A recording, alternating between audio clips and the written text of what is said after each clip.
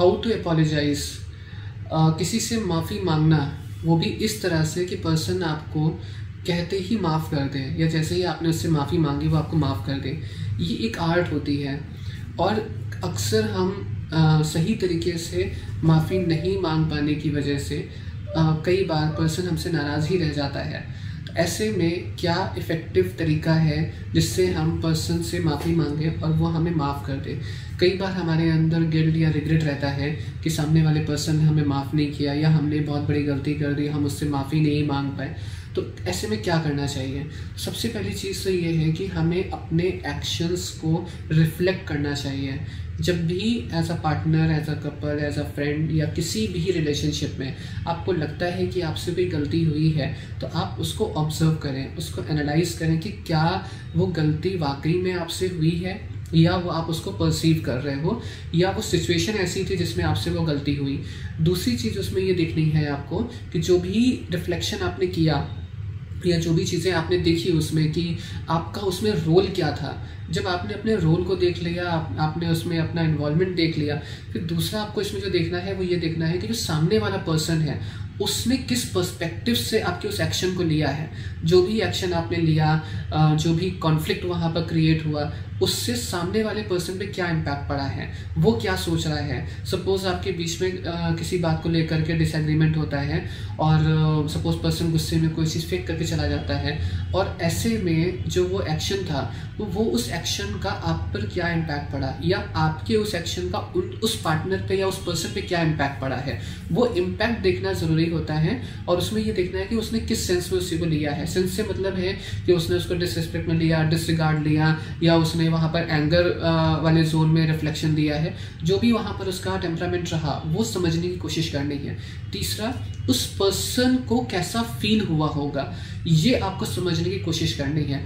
क्योंकि अगर आप किसी से माफ़ी मांगने जा रहे हो अपनी किसी गलती के लिए जो आपसे हुई है अननोइंगली या नोइंगली, और आप अगर उसको फील नहीं करते हो तो सामने वाला पर्सन भी आपके उस इमोशन को जो आप माफ़ी मांग रहे हो वो फील नहीं कर पाएगा।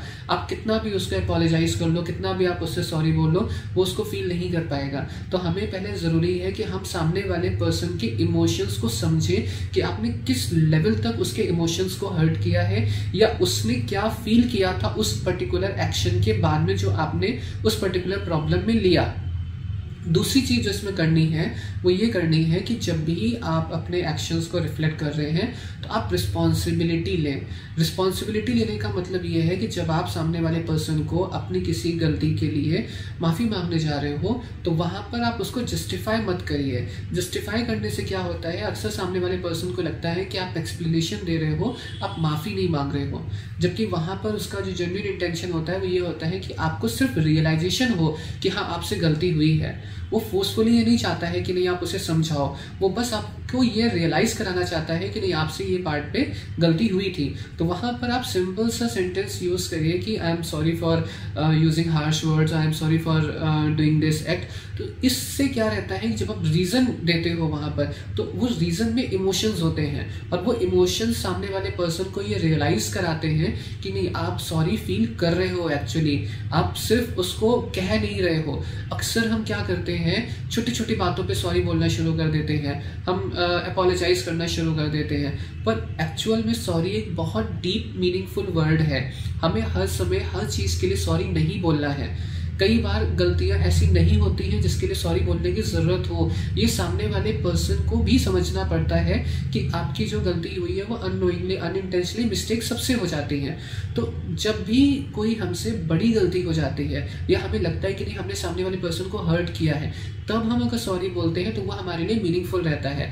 हर समय सॉरी बोलने से सामने वाले पर्सन को लगता है कि ये तो गलतियां करता रहेगा, सॉरी बोलता रहेगा और इसकी सॉरी की कोई वैल्यू नहीं है। तो पर्सन आपको फॉर ग्रांटेड लेकर के या उसको इग्नोर करके कभी भी आपके इमोशंस को नहीं समझेगा। तो कम से कम सॉरी को यूज करना है, अपोलोजाइज करना है जहां पर आपको लग रहा है, रियलाइज कर रहे हो आप कि नहीं आपके एक्ट्स में कहीं ना कहीं कोई कमी या गड़बड़ी हुई है, तब आप उसको बोलोगे तो सामने वाला पर्सन उसको बहुत अच्छे से कनेक्ट कर पाएगा। तीसरी चीज़ ये करनी है, जब भी आप पर्सन से सॉरी बोलने जा रहे हो या आपको ये रियलाइज़ हो रहा है कि नहीं आपसे भी गलती हुई है, तो आप पहले सामने वाले की पूरी बात को सुने, एक्टिवली और पेशेंटली उसके फीलिंग्स को, उसके इमोशंस को समझे कि उसने उस प्रॉब्लम को या उस सिचुएशन को किस तरीके से लिया था। उसके सारे एस्पेक्ट्स को, उसके सारे जो पर्सपेक्टिव्स हैं उनको पहले सुनने की प्रयास करें। जब आप उसको सुनने का प्रयास करेंगे तो आपको उसी डिस्कशन से ही कई बार ये रियलाइज़ हो जाएगा कि आपका एक्शन कहाँ पर गलत था। फिर आप इम्प्रोवाइज वाले जोन में जाएंगे, आप उसको अपनी बातों को कन्वे करेंगे तो सामने वाला पर्सन अच्छे तरीके से आपकी बात को सुन भी पाएगा, समझ भी पाएगा और कनेक्ट भी कर पाएगा। तो जब भी आप किसी से सॉरी बोलने जा रहे हो या आप अपोलोजाइज करने जा रहे हो तो सबसे पहले अपने एक्शंस को कंसिडर करिए कि आपने क्या एक्शन लिया था, उस एक्शन का क्या इम्पैक्ट हुआ, उससे सामने वाले पर्सन के इमोशंस पे क्या इफेक्ट पड़ा। फिर उसकी रिस्पॉन्सिबिलिटी लीजिए और इन दोनों चीज़ों को कंबाइन करने के बाद में फिर आप अपने रिस्पॉन्सेस को इम्प्रोवाइज करिए और फिर देखिए कैसे आपके रिलेशनशिप्स बहुत अच्छे और हेल्दी मैनर में आगे प्रोसीड होते हैं और आपकी लाइफ बहुत स्मूथ रहती है। Thank you.